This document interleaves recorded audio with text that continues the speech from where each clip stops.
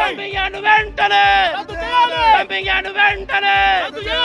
ఈరోజు మరి ఈ పచ్చని అడవి తల్లిలో అడవి బిడ్డలాగా బతుకుతున్న మాకు మరి డంపింగ్ యార్డ్ అనే శని దాపరమైంది. మరి శని పోవాలంటే మా ప్రాణాలైనా పెట్టి మా భవిష్యత్ తరాలను కాపాడుకుంటాం. జిహెచ్ఎంసీ అధికారులు ఏదైతే చెప్తున్నారు ఏమి కాదని చెప్తున్నారు. మరి మీ దగ్గర పెట్టుకోండి డంపింగ్ యార్డ్. ఏం కాదంటారు కదా, మరి పట్టణంలో పెట్టుకోండి.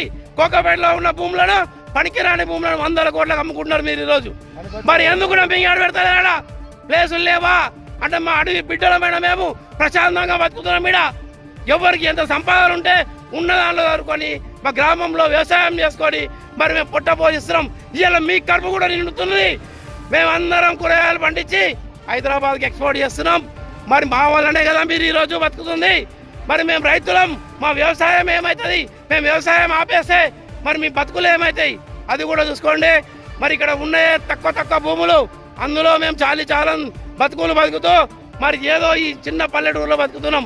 కనీసం ఈ పల్లెటూరులో కూడా బతకకుండా చేస్తున్నారు మీరు. కాబట్టి ఈ డంపింగ్ యార్డ్ వెంటనే రద్దు చేయాలని కోరుతున్నాం. మరి ఈ పచ్చని ప్రకృతిని కాపాడాలి. ప్రకృతి ప్రేమికులు లేరా? అటవీ శాఖ అధికారులు ఏం చేస్తున్నారు? రైతు 1 ఇంచు పొల భూమి దున్నుకుంటే వాడిని అష్ట కష్టాలు పెట్టి మరి వాడిని టార్చర్ పెడుతున్నారు. ఏదో ఒక చెట్టు అవసరాన్ని కొడితే కూడా టార్చర్ పెడుతున్నారు. అలాంటి అధికారులు ఈరోజు 100 ఎకరాల భూమి మీ అడవి మధ్యలోనే ఉంది. మరి మీకు కాలుష్యం అయితే లేదా? రోడ్డు మీద ఒక ప్లాస్టిక్ చెత్త వాడనియరు మీరు. రోజు చెత్త మనుషుల్ని పెట్టి మీ రోడ్డు పక్కన చెత్త ఎరేపిస్తున్న అడవి శాఖ అధికారులు మరి ఈరోజు హైదరాబాద్లో డంపింగ్ యార్డు, ఇంత పెద్ద డంపింగ్ యార్డు 150 ఎకరాలు పడుతుంటే మీరు ఏం చేస్తున్నారు?